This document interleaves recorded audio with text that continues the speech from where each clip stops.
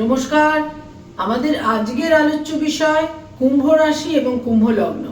কুম্ভ রাশি এবং কুম্ভ লগ্নের জাতক জাতিকারা আগামী 15 মার্চ থেকে 23 এপ্রিল পর্যন্ত 2024 যে শনি মঙ্গলের একটি কনজাংশন সহাবস্থান বা সংযোগ সংগঠিত হবে কুম্ভ রাশিতেই, সেক্ষেত্রে কুম্ভ রাশি এবং কুম্ভ লগ্নের জাতক জাতিকারা কি ধরনের ফলাফল পেতে চলেছেন।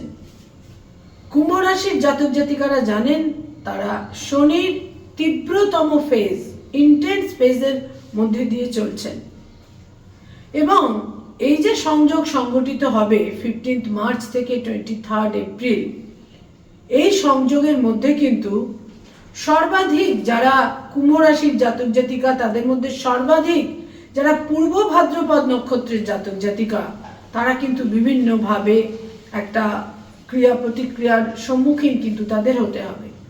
তার কারণ 6 এপ্রিল শনি পূর্ব ভাদ্রপদ নক্ষত্রে সঞ্চার করবে এবং 10 এপ্রিল শনির সঙ্গে মঙ্গলের একটি সংযোগ সংগঠিত হবে।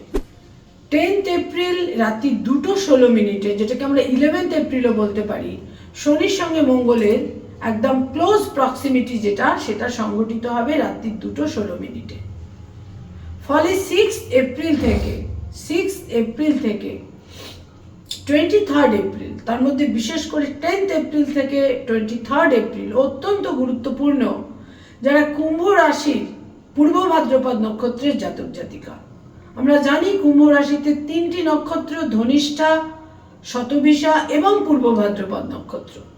পূর্ব ভাদ্রপদ নক্ষত্রের জন্য সর্বাধিক কিন্তু সতর্কতা প্রয়োজন, যদিও এন্টায়ার যারা কুম্ভ রাশির জাতক জাতিকারা সর্বক্ষেত্রে এই সতর্কতা বিশেষভাবে প্রয়োজন। শনি এবং মঙ্গল যখনই তাদের একটা কনজাংশন তৈরি হয় সেখানে একটা সংঘাত তৈরি হয়। সংঘাত কিন্তু আমাদের সবসময় যে একটা ধ্বংস দেখায়, বিপর্যয় দেখায়, সেটাও কিন্তু সম্ভব সব সময় নয়।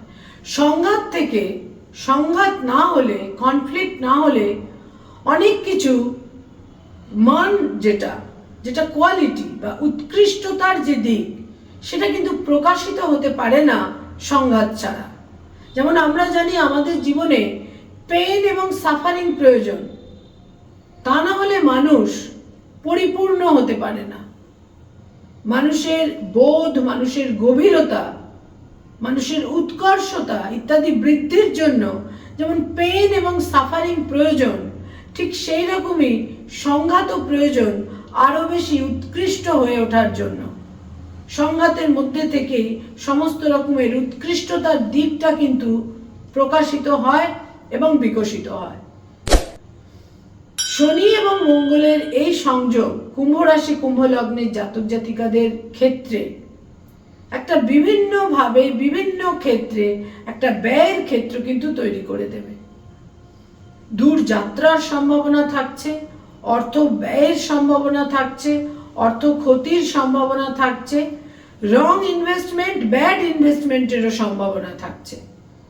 এবং তার সঙ্গে সঙ্গে আরো যেটা থাকছে সেটা হচ্ছে অতিরিক্ত নিজেকে সুপিরিয়র মনে করা, নিজের পোটেনশিয়ালকে অতিরিক্ত বেশি বলে মনে করা এবং সেলফ প্রজেকশন, যেটাকে আমরা বলি নিজেকে প্রজেক্ট করা, সেলফ প্রজেকশন। এই সেলফ প্রজেকশনের মাধ্যমে তারা কিন্তু অনেক বিপদ, অনেক অকাম্য পরিস্থিতি, অনেক আনওয়ান্টেড পরিস্থিতি তাদের নিজের জীবনে এই সময়কালে ডেকে আনতে পারেন। সেলফ প্রজেকশন বা বিনয়ের অভাব মানুষকে কিন্তু বিভিন্নভাবে বিপদগ্রস্ত করে তোলে এবং বহু বিপদের মধ্যেও মানুষ যদি বিনম্রতাকে ধরে রাখতে পারেন তাহলে কিন্তু তিনি অনেক নেগেটিভিটি, অনেক নেতিবাচক দিককেও কিন্তু তিনি অতিক্রম করতে পারেন। সুতরাং মঙ্গলের এই সেলফ প্রজেকশন, এটার থেকে নিজেদের সরিয়ে রাখতে হবে যারা কুম্ভ রাশি এবং কুম্ভ লগ্নের জাতক জাতিকা। তাদের ক্ষেত্রে আরেকটি বিশেষ দিক সেটা হচ্ছে তাদের যেটা কেরিয়ার, প্রফেশন বা কর্মজীবন বা কর্মক্ষেত্র, সেটা সম্পর্কে তারা অত্যন্ত উচ্চাকাঙ্ক্ষী হবেন, অত্যন্ত অবসেসড হবেন এবং সেটার সম্বন্ধে তারা অতিরিক্ত বেশি একটা জায়গায় ফোকাসড হবেন। এর ফলেও কিছু বিপন্নতা তৈরি হতে পারে, আবার এর ফলে প্রবল সাফল্য লাভেরও সম্ভাবনা রয়েছে। বয়সে ছোট ভাই বোনেদের সঙ্গে নৈকট্য, ইন্টিমেসি ইত্যাদি তৈরি হবে। আবার কোথাও কোথাও যেখানে বয়সে ছোট ভাই বোনেদের সঙ্গে সম্পর্কে কোনো তিক্ততা ছিল, বিটারনেস ছিল, বহু ক্ষেত্রে আমরা দেখে থাকি আইনি জটিলতাও থাকে, সেই সমস্ত ক্ষেত্রগুলোই একটা সমাধান সূত্র তৈরি হওয়া ইত্যাদির সম্ভাবনাও কিন্তু থাকছে। কুম্ভ রাশি এবং কুম্ভ লগ্নের জাতক জাতিকাদের সর্বাধিক গুরুত্বপূর্ণ দিক থাকছে এই সময়কালে তাদের কর্মক্ষেত্রের দিকে। তাদের যেটা কর্মক্ষেত্র, তাদের কর্মক্ষেত্র সম্পর্কে অত্যন্ত সচেতন থাকতে হবে এবং প্রত্যেকটা সিদ্ধান্ত, প্রত্যেকটা স্টেপিং কিন্তু তাদের যথেষ্ট চিন্তা ভাবনা করে নিতে হবে। কোনো সার্জারির সম্ভাবনা থাকছে কুম্ভ রাশি কুম্ভ লগ্নের জাতক জাতিকাদের, কোনো অস্ত্রোপচার, কোনো সার্জারি ইত্যাদির সম্ভাবনা থাকছে। এবং যারা কিছুটা উগ্র মেজাজের মানুষ,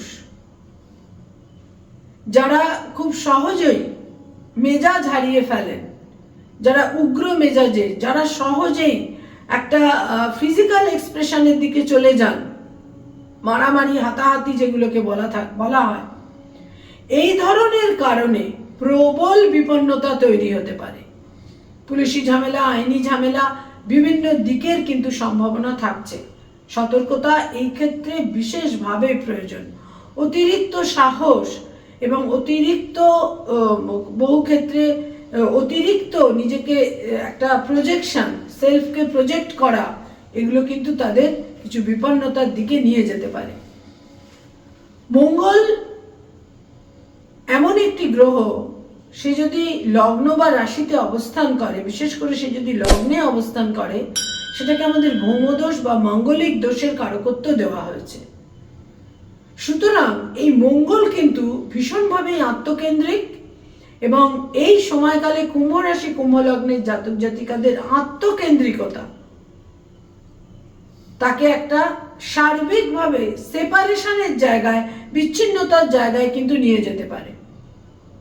কোনো ছোটখাটো রোড অ্যাক্সিডেন্ট, চোট, আঘাত, রক্তপাত থেকে বিশেষ সতর্কতা প্রয়োজন।